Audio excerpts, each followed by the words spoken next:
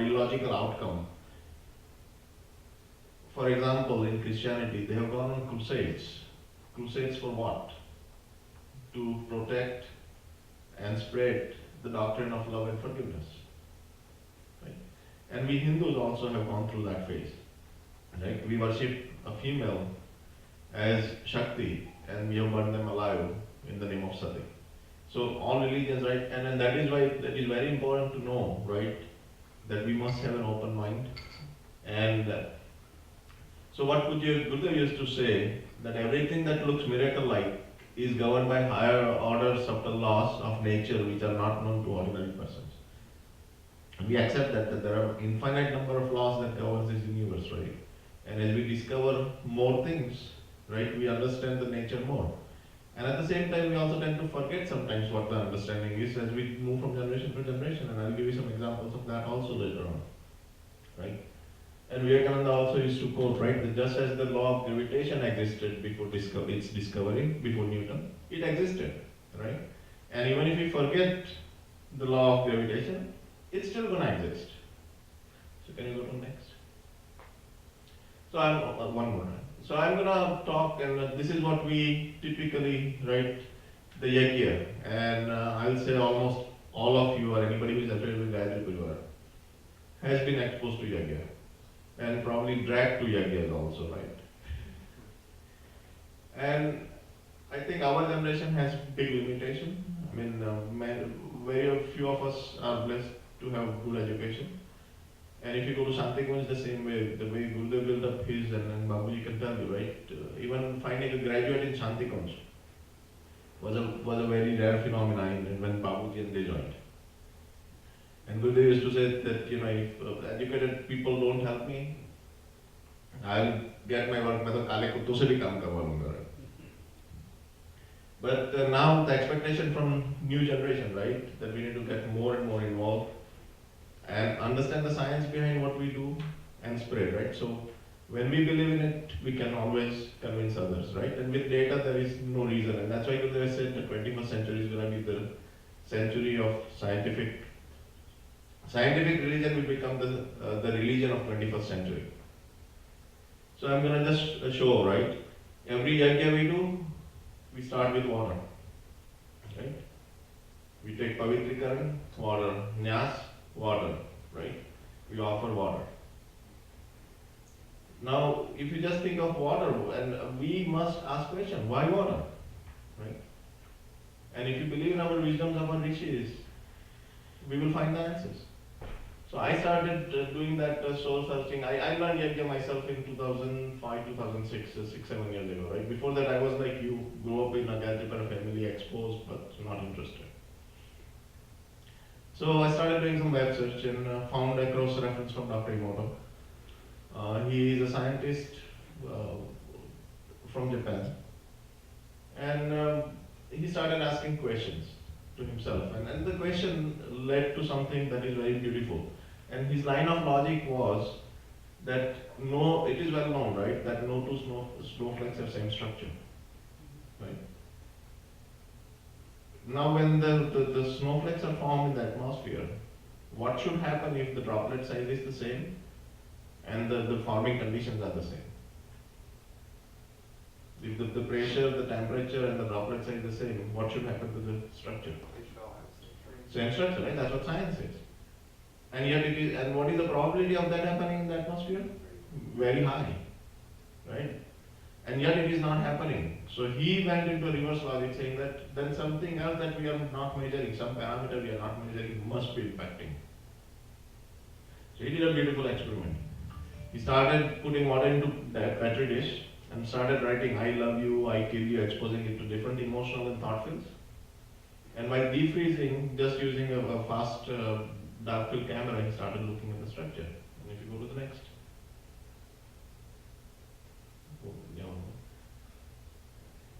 Look at this. Right? A polluted water before prayer, after prayer. When water is exposed to classical music versus heavy metal. Right? Go to next. It's same thing. When you say thank you, I will kill you, a prayer in Sanskrit. Now again, a lot of this work is not universally accepted, and in fact, some people have been successful, not all, has been trying to reproduce. Science requires that whatever is done has to be reproducible, right? So some controversies here too. Something else I have in other presentations, not in this, and I will just verbally say, in parallel to this, there is a lot of work done in Stanford by Professor William Taylor. Now he's a retired professor, but what he's doing is that he's exposing water to meditation with intent. So he's trying to imprint the power of intent onto water. And he has been able to change the pH of the water, both up and down.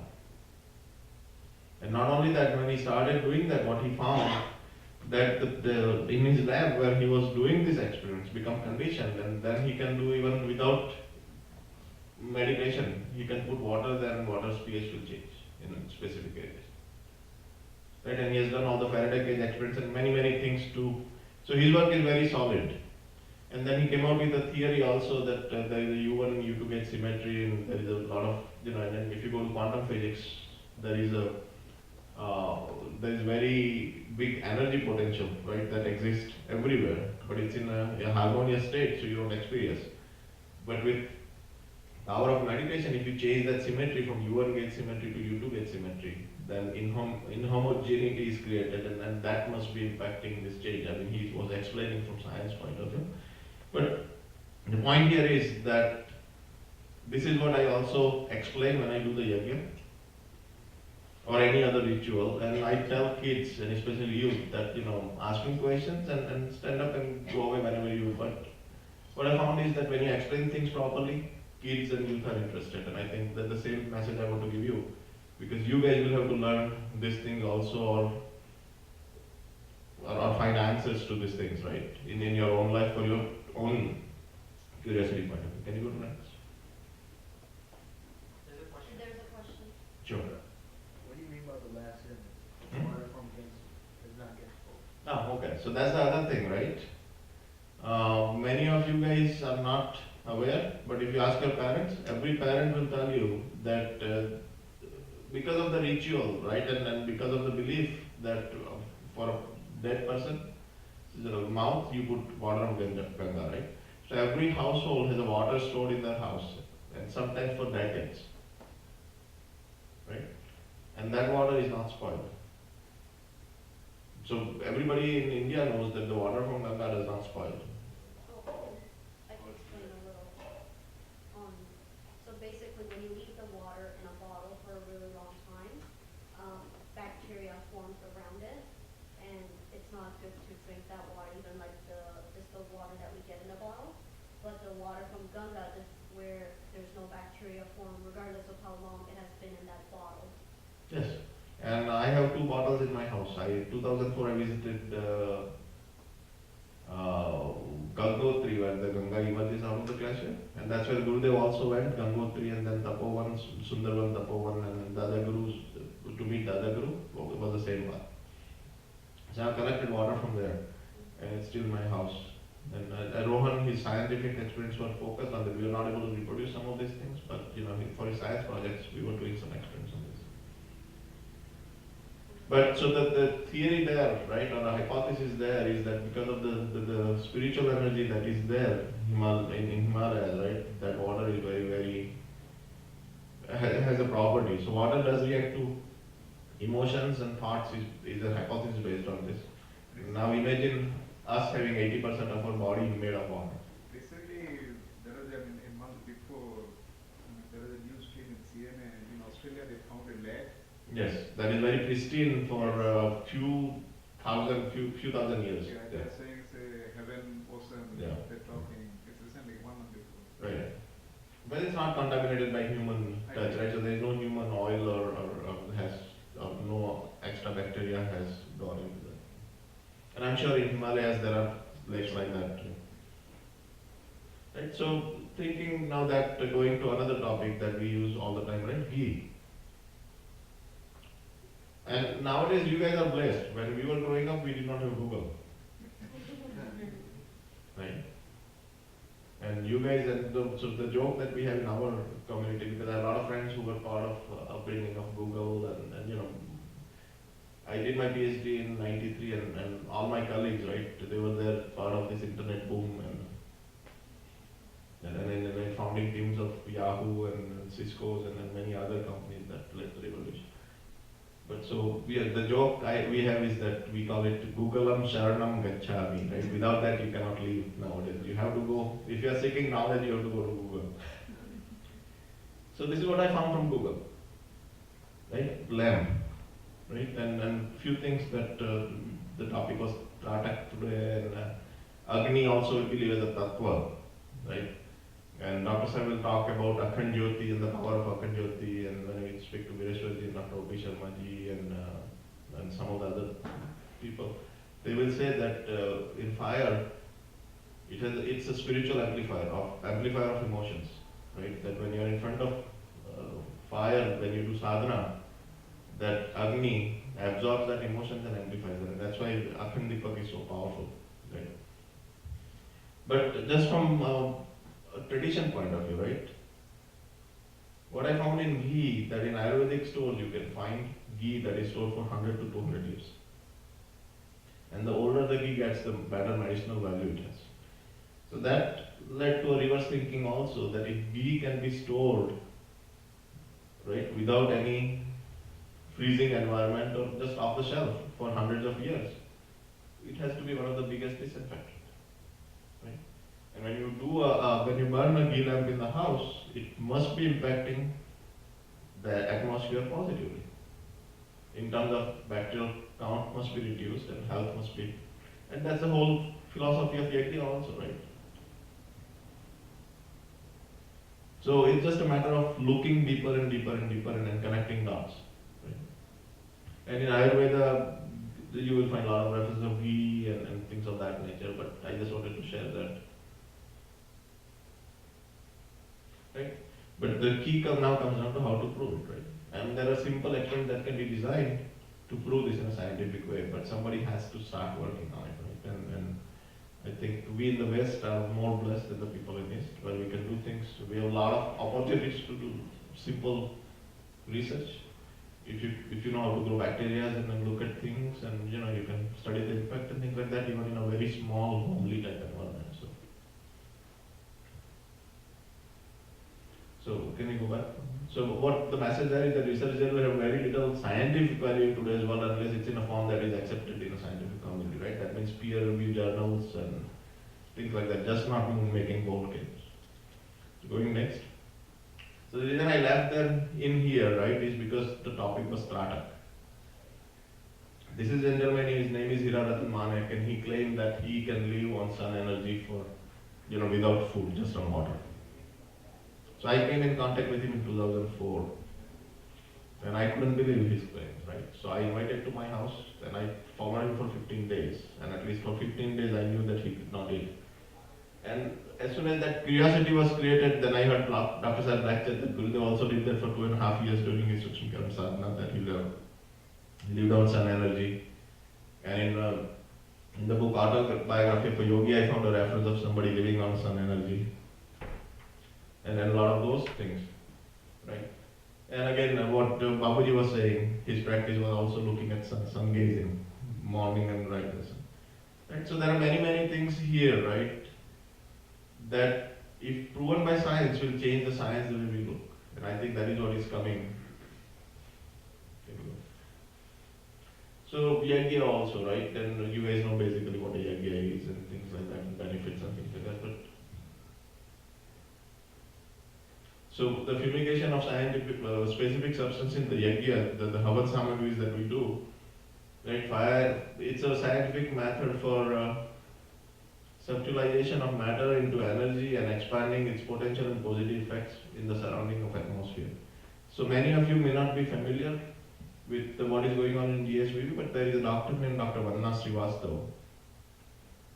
And she is doing a lot of research on formulating different substances, right, and different Ayurvedic medicines, and trying to cure different diseases using that with different mantras. So there is a lot of work going on there, but I think at some point that needs to be also distillized in a more scientific method so that world will become aware, and that will come sooner or later. But they even are working on cancer cures, and at least I came across 3 cases of cancer that has been benefited by that.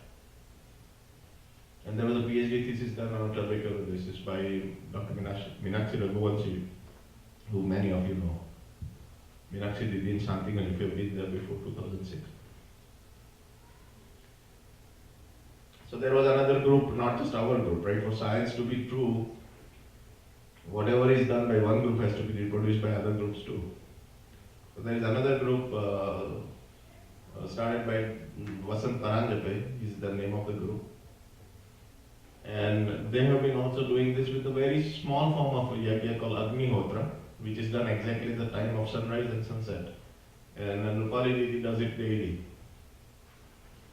And with that, they were seeing big impact on agriculture production and many others. And they have a lot of their data are on YouTube now.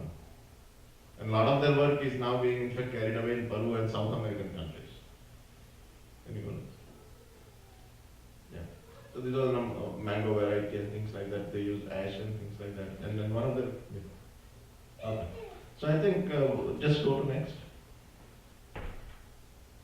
So and this, I think you know that what is needed to be accepted by scientific community across the world, data collections, and I think you guys are well trained in that. If you go to next. Another thing I do want to bring, and I think we'll close the topic right here, that due to the in the last 3 to 4 centuries, due to the dominance of Europeans and their quest of proving themselves as a better race, and then Darwin's theory of evaluation being accepted in totality, that everything before them was primitives. There are a lot of data that suggests that that was not the case, and this is one that is scientifically verified proof, right? That in 14th century text that you can get access to by Sayana, he calculated speed of light to be only 0.15% off from what it is today. And then I looked at the internet, right? And before 1729, it was believed that speed of light was infinite. And in 1729, it was the hypothesis was created that it's a finite, and the present value was established in 1967. Right? So it proves that people and ancients knew, and that was a Vedic reference, it was a commentary on. So can you go next? Yeah, well, one more, yeah. So, and I end here saying that Pujya Gurudev has written the scientific spiritual is the religion of future. And I'd like to end the presentation asking all of you guys a question, that are we ready to participate? Yes. Alright, then any questions I think we can talk offline. We don't have time now. Anytime, yeah, I'm here.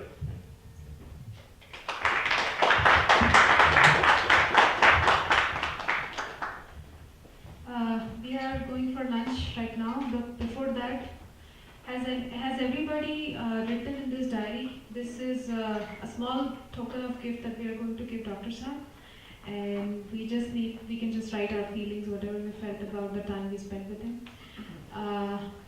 If we can do it today, during lunch, whoever has not written, will be great, and then we'll meet here at 2 o'clock.